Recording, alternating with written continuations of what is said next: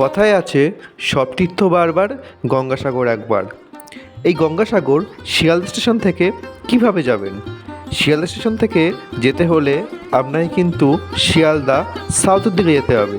শিয়ালদা সাউথের থেকে কিন্তু আপনাকে নামখানা লোকাল ট্রেনে উঠতে হবে। আপনি নামখানাতেও নামতে পারেন অথবা কাকদ্বীপ স্টেশনেও নামতে পারেন।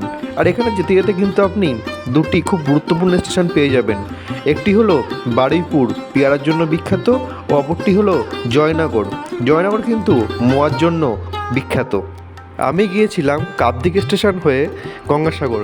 এই কাকদ্বীপ স্টেশন থেকে কিন্তু আপনি খুব সহজেই গঙ্গাসাগর পৌঁছে যেতে পারবেন। কাকদ্বীপ স্টেশনে নেমেই কিন্তু আপনি এখান থেকে টোটো পেয়ে যাবেন। টোটো করে কিন্তু আপনাকে ভ্যাসেলঘাট পর্যন্ত যেতে হবে।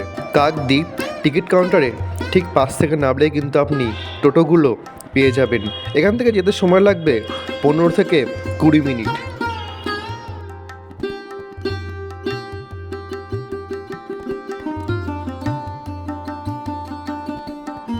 এটি হলো টিকিট কাউন্টার।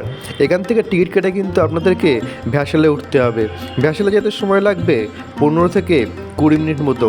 আর ভ্যাসেলে যেতে যেতে কিন্তু আপনি অনেক পরিযায়ী পাখি দেখতে পাবেন।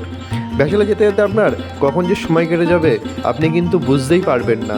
দেখুন কি অপূর্ব পরিযায়ী পাখিদের আনাগোনা।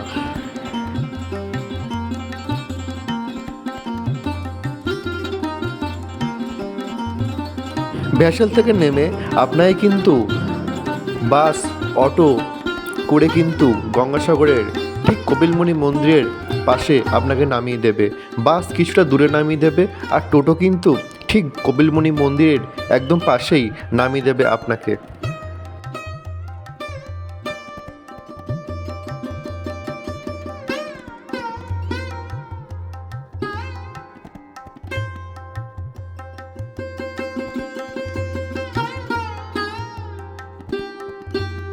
আর এটি হলো কপিলমুনির মূল মূর্তি, যা গঙ্গাসাগরে অবস্থিত। এই গঙ্গাসাগরে মেলার সময় এলে কিন্তু আপনি ঠিক মন্দিরের পাশেই অনেক সাধুকে দেখতে পাবেন।